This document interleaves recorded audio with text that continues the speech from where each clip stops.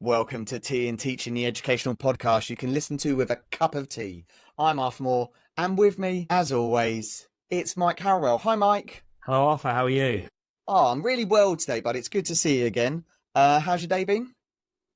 Yeah, really good. All my energy has been working towards this episode 2 in our mini series on learning versus performance. That's what's dominated my thoughts today. Yeah, I know we performed really well last time, but it's now time to see if we've learned anything. And for that moment, we can bring in our special guest for this mini series. Singh, welcome back to Tea and Teaching. Thanks, guys. Always great to be back. Have you had a lovely day as always? I have had a great day. Yeah, I've been thinking about how I fumbled it at the end of last episode, and my sole goal for today is to try and not mess up my line. Inevitably, I will, but I'm trying really hard not to. Yeah, listeners, if you missed episode 1, please go back and watch out for the Singh mini wave at the end. But his content, what he said, is also brilliant. And that's really good because we're going to continue the conversation about performance and learning today and what it kind of means for schools, rather than kind of this big educational question, what it means for schools and for SLT and for school leadership, subject leadership. So we spoke a lot in the last episode about this kind of learning performance dynamics thing. And what I'm interested before we kind of what schools should really do about it. How should schools go about looking at this question of, has the students in our school, have they learnt something or are they merely performing it in the moment? I don't know if there's an easy answer to that question, or is... Probably not. It's probably not an easy answer, but I think there are a few guiding principles we can use. And the first one is to sort of accept that learning is invisible. So last time, we spoke about, you can't open up your brain, figure out, just by looking, have you learned how to add and subtract fractions or how to shoot a basketball properly? I would have to ask you to demonstrate that knowledge or that skill to do some sort of performance. And that's a really scary thing to acknowledge, that we can just never see learning. It's this invisible thing that we are totally invested in doing. It's essentially one of school's main purposes, if not the sole purpose of sort of education, is to impart learning. So to sort of acknowledge that it's invisible and we just, for the most part, have no idea whether it's taking place or not, can be quite a daunting concept, actually. But I think it's also, the other way of looking at it is quite liberating. Actually, we're not as concerned about trying to measure this thing that can't be measured, because once we stop doing that, we can free ourselves up to do things that actually can impact learning helpfully. So we can do things like, spacing out our practice, doing really effective retrieval practice, doing interleaving, or using even more niche techniques like wait time, or the way we ask questions. Doing all of those things and focusing on those things and those aspects of practice just frees us up, because we're not having to worry about, can we measure learning or not, or what learning is taking place, because it just can't be done. It's this invisible thing that just exists in the ether. I completely agree with what you're saying. It's quite liberating. If we can't actually do this thing, then we can just find different ways to try and get to the kind of the best solution there. And that gives us kind of a bit of autonomy to kind of find the right paths in our context. Mike, I'm interested in you as a teacher, whether you've asked yourself, especially in your kind of subject area, do you worry about whether your students are just performing or learning, and how do you kind of check that? Because I imagine you don't just go, right, quickly throw a javelin, because there's I always use javelin as an example of quickly throw a javelin, prove to me you can do it, because it's a bit more complicated than that. Yeah. Quick throw a javelin. No. I want to fire this question over at Singh, to be honest with you. Should I be teaching, get the students to perform something in the short term to then create long-term learning? So actually, should I have performance targets within my lesson? And actually then it's teaching that concept is performance, but then when they can apply that concept to a context, then demonstrates learning. So actually, instead of striving for learning, should I be striving for performance and then trying to challenge students to apply that in different contexts? I got really worried there when you said I'm going to throw over Singh, thinking, "Oh, you're gonna throw it over to me and ask me to throw a javelin because it's not going to end well for anyone." I thought Mike was going to throw a javelin from where he lives to where he loves. I He's really good. Yeah, as long as no one's expecting to catch it. But yeah, come back to like, what should we be prioritizing? Again, like it's a really interesting question. So, if we look at some of the experiments that have been run around retrieval practice, for example, actually what they show is if I just get students to so the classic experiment, one of the ones that was featured in the Donosky paper, Strength for Student Toolbox, students were put into 3 groups. So one group, they were all given a passage of text to read. One group had 4 opportunities to just read the text, right? They just read it 4 times.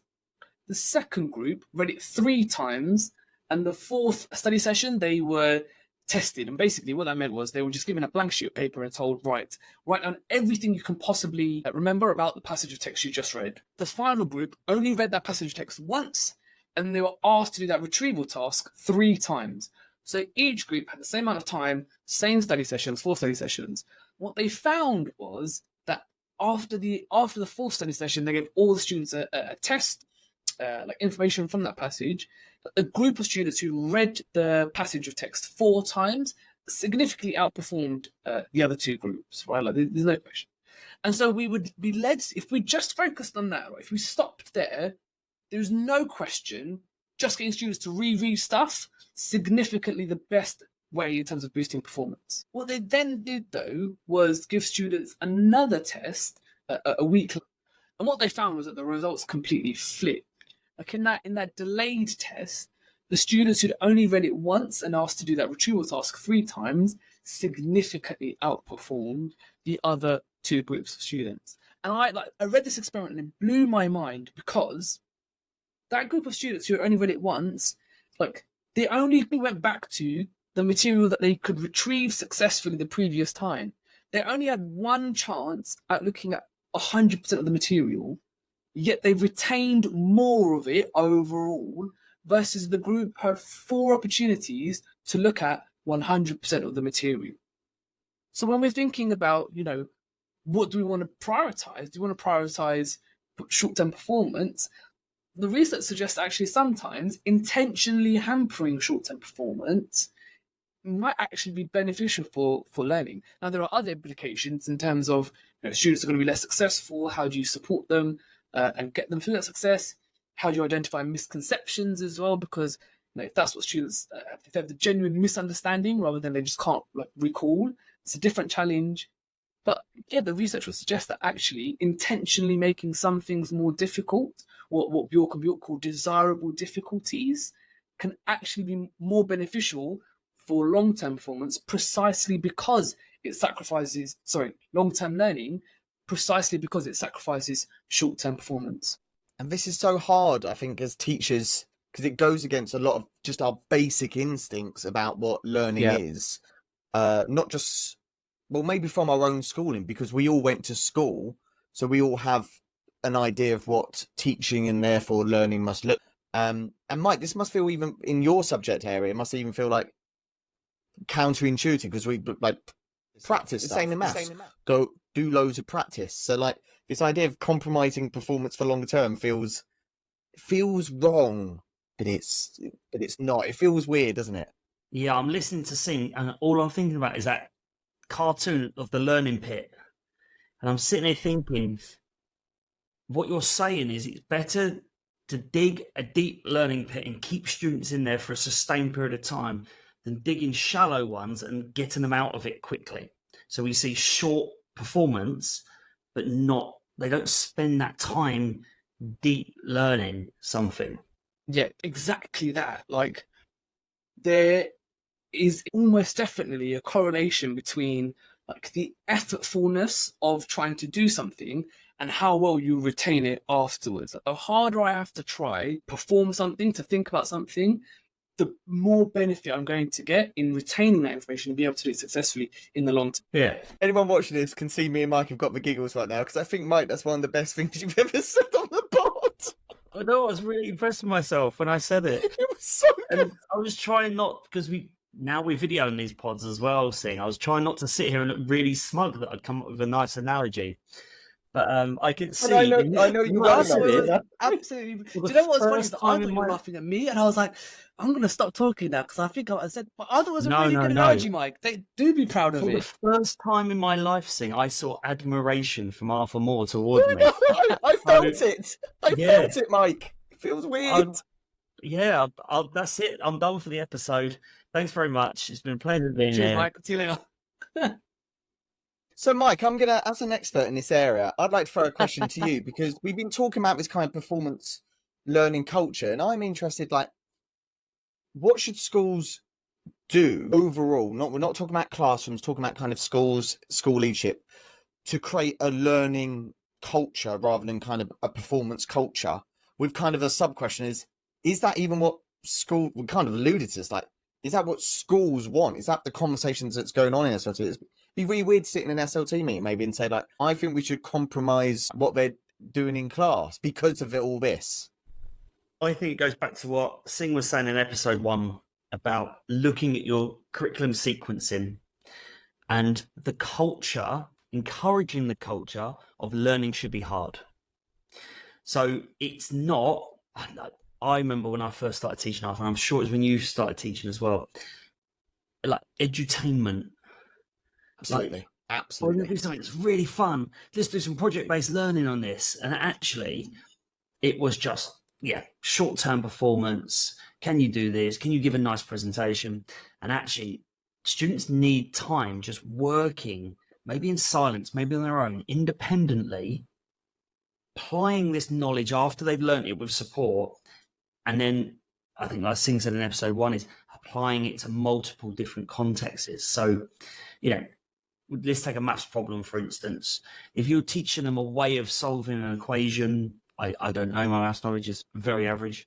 You wouldn't then just give them repetitions of the same question with slightly different numbers in it. You would then you might give them the first 5-10 questions like that to make sure that they've learned the fundamental of that.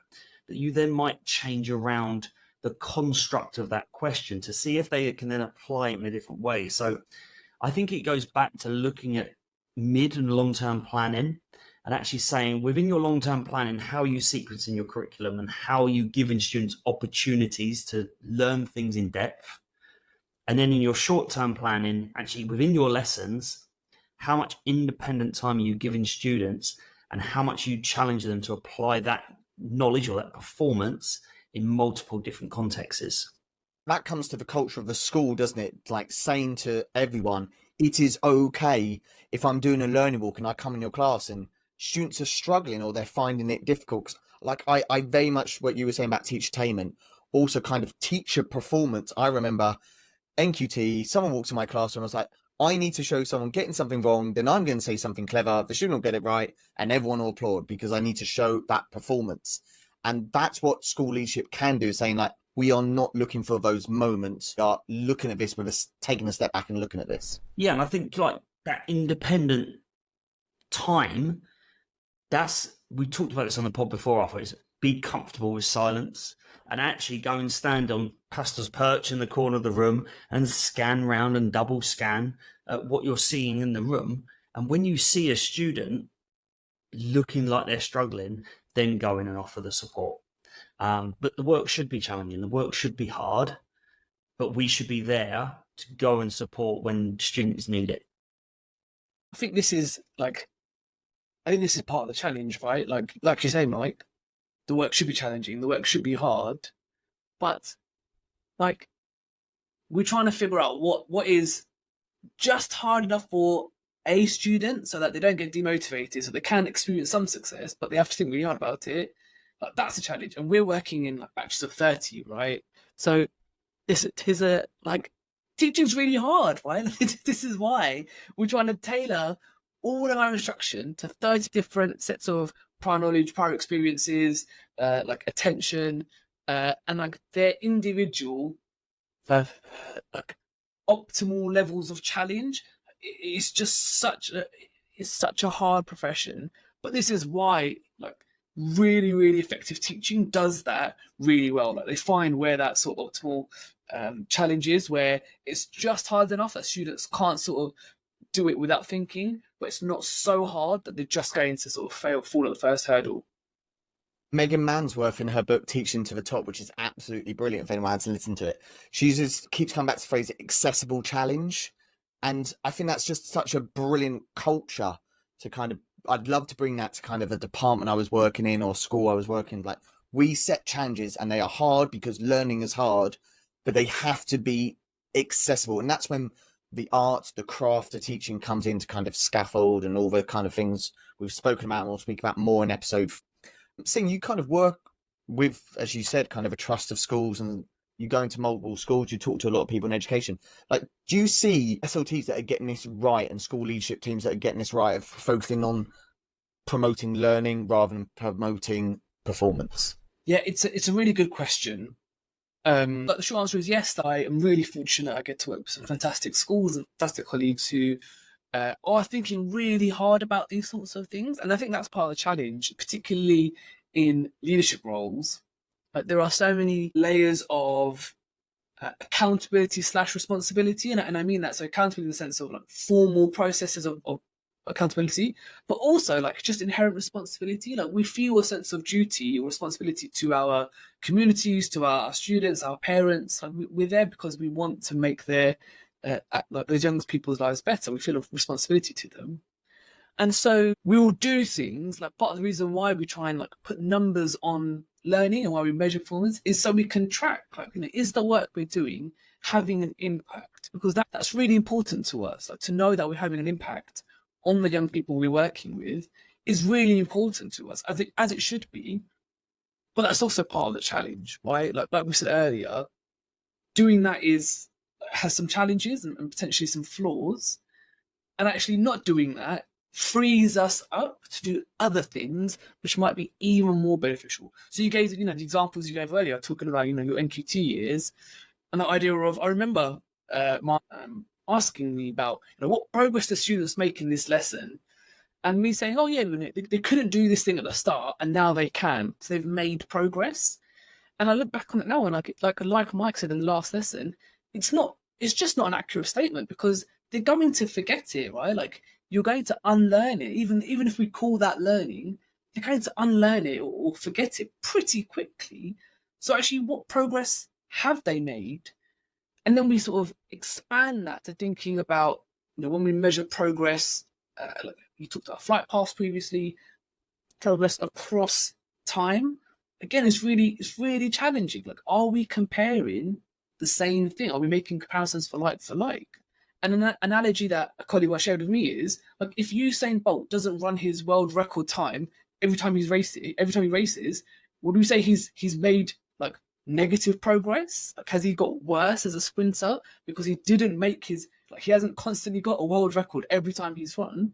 Well, obviously no. We would acknowledge that actually, as humans, we just can't accurately replicate performance every single time we do it, because it's just human unreliability. And we can apply the same thinking to when we're talking about mental demonstrations. So we'll talk about exams.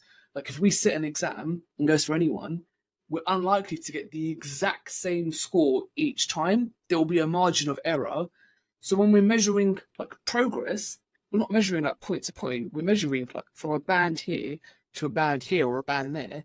And that measurement can't really be done. Like, Becky Allen speaks about this in the blog that she wrote, and a colleague of mine, Jen Curran, and I, we wrote an article for the Chartered Colleges Journal a couple of months ago now, where we discussed this. It's really challenging to think about. Actually, like, I can't really measure learning. We also can't really measure progress. Like, it's so hard to get our heads around these things, particularly when a lot of conversations at sort of leadership level are so reliant on like using those conversations to inform how we the lens through which we view our leadership, the lens through which we view the success or not our teaching of our schools. And actually, like, there's a conversation that I think to be had around, are we using the right sort of proxies to have those conversations?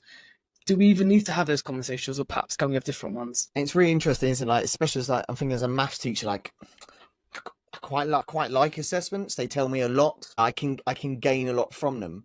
But as long as I'm keeping in mind that I am assessing that pupil's performance at a moment in time, I'm not necessarily assessing whether they have learnt something, and make them aware of that as well, and make the whole school around that, the whole kind of our stakeholders, our parents, then I think that's okay. It's kind of, as you said, kind of understand its limitations and being okay with that and acknowledging there's not a perfect kind of solution. Mike, is kind of a head of department. Like, how do you kind of get your team to kind of buy into this idea? Because we've kind of spoken a bit more on kind of an SLT level, but when you're in that department level or working with a teacher one-on-one, how do you have those conversations around what we're talking about? I think you'd start off with educating. Like, I think if everyone's got a shared understanding of the difference between learning and performance, those conversations become a lot easier to have. But I think if you're saying to someone, oh, no, that's not learning, they're not learning in your lessons, and they don't understand that language you're coming at, that's going to seem like quite a personal attack. So I think having that common understanding is the absolute starting point. And then, like I said before, I think it then goes back to looking at that planning and working with your team and getting them to understand why you're reviewing that sequencing and the way in which you deliver your topics. That feels like a really nice moment, Mike, there to kind of round up kind of our conversation in this second part about performance and learning.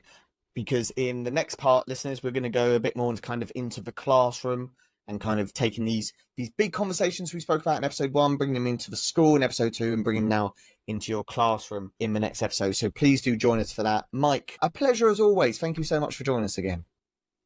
No, thank you, listeners, for listening, and thanks, Singh, for coming back and talking to us a bit more. Thanks, guys. And Mike, I will cherish that analogy and use it in my own work because I think it was so good. Don't let Arthur put you off. As long as I'm referenced, I'm happy. Absolutely. On the transcript, Arthur got the giggles because Mike said something clever. I don't think reflects well upon me, so I think I'm the real loser in all this. And on that note, listeners, we'll see you next time on Tea and Teaching. Are you searching for teacher CPD that leads to change, illuminates best practice and inspires your staff? Well, look no further. Inner Drive's Teacher CPD Academy is just what you need. The Teacher CPD Academy now also includes our Teaching Unpacked series, with Doug Lamoff exploring and analysing what great teaching looks like in the classroom. Email us now at tnt@innerdrive.co.uk to grab a free trial. That's tnt@innerdrive.co.uk.